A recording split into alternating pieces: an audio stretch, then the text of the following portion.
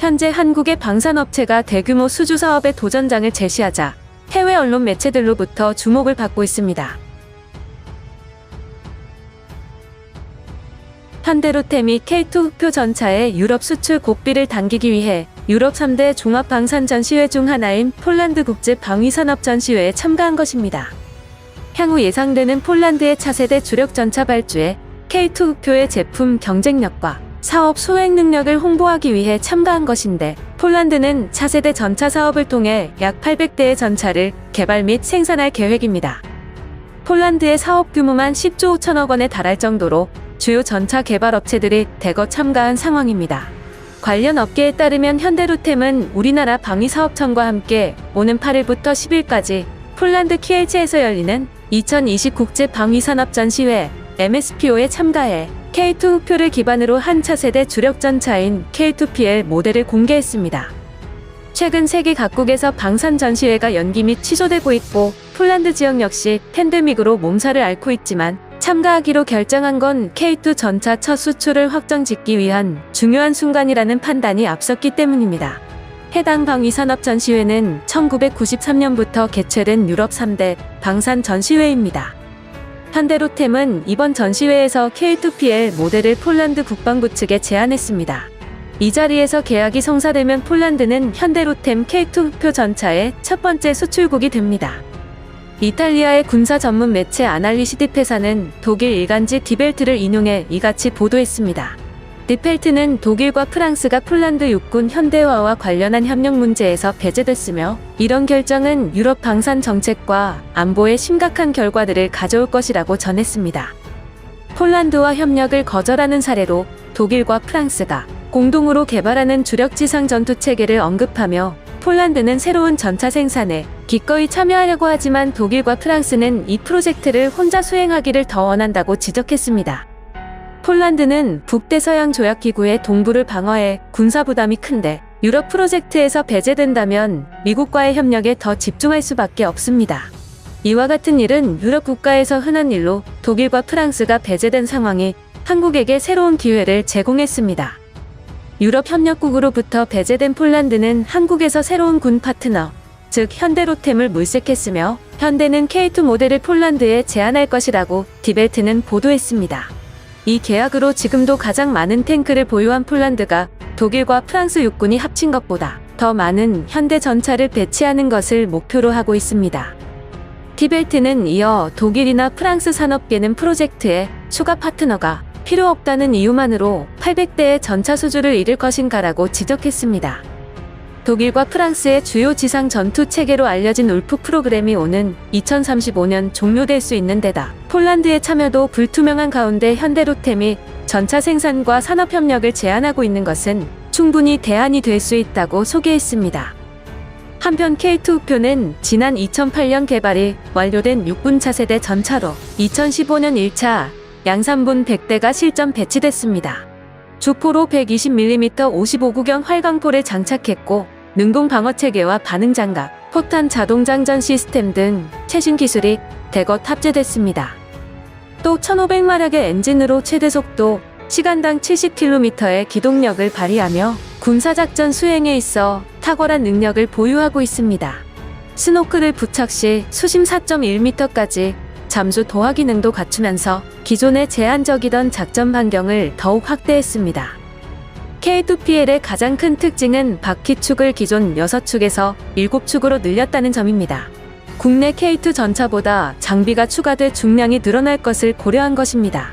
주포는 기존과 동일하게 120mm 활강포를 채택했으며, K2PL은 기존 K2 전차 대비 포탑 상부 기관총에 원격 사격 통제 체계를 적용해 보다 정밀한 사격이 가능한 것이 특징입니다.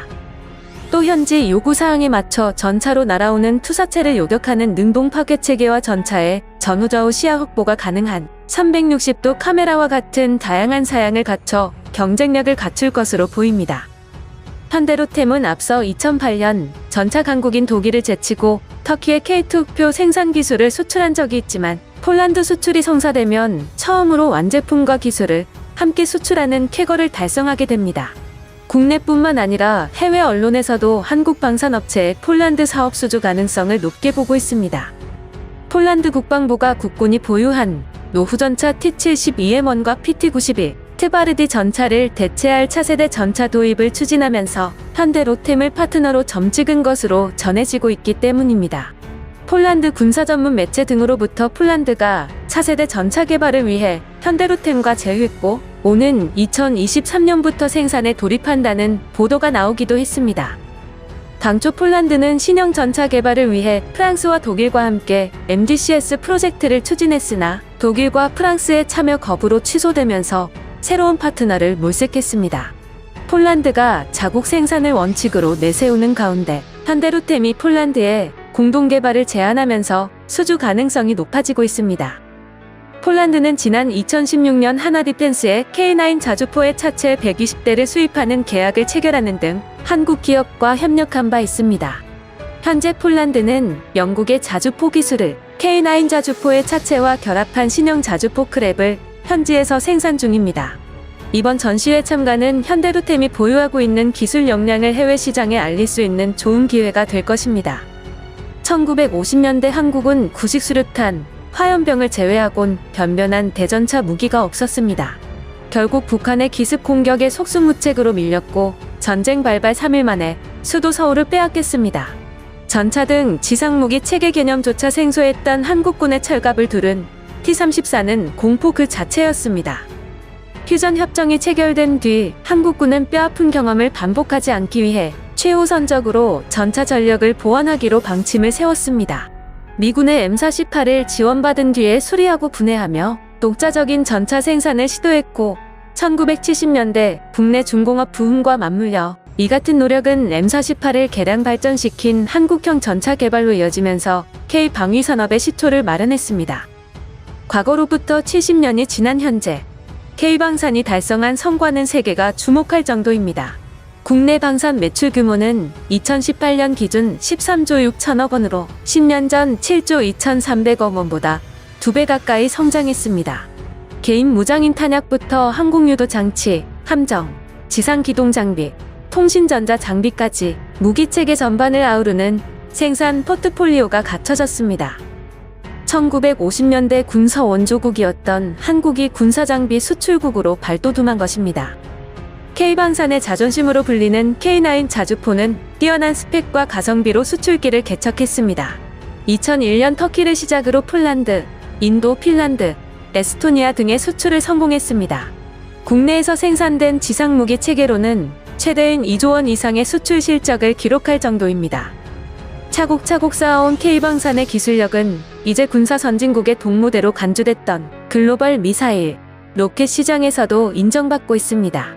지난 4월 한국산 유도 로켓 비공이 국내 개발 유도무기로는 최초로 미국이 주관한 시험평가에서 성능을 공식 인정받기도 했습니다. 미국 무기체계 조달 시장에 진출하려면 미국이 주관하는 시험평가를 반드시 통과해야 하는데 군사원조를 하던 군사 강국, 미국에 거꾸로 로켓 무기를 수출할 수 있을 정도의 방산기술 강국에 올라선 것입니다. 군사 선진국들과 세계 방산 기업들은 미래전에 대비한 기술 축적에 경쟁적으로 나서고 있습니다. 초고속 네트워크, 인공지능, 빅데이터, 가상현실 등 4차 산업혁명 기술을 적용해 비교 우위를 점하겠다는 전략입니다. 미래전은 공간이란 측면에서도 과거와 완전히 다른 양상을 보일 예정인데 AI와 빅데이터를 토대로 한 지휘통제체계, 5세대 기반의 초연결, 전투체계, 초소형 곤충형 정찰 로봇, 드론봇, 지능형 어뢰체계 등 첨단 기술로 무장한 전장으로의 변화는 현재도 빠른 속도로 진행되고 있습니다. 이에 따른 전투 수단의 혁신도 불가피한 상황 속에서 변화를 추구하지 않으면 도태될 것입니다.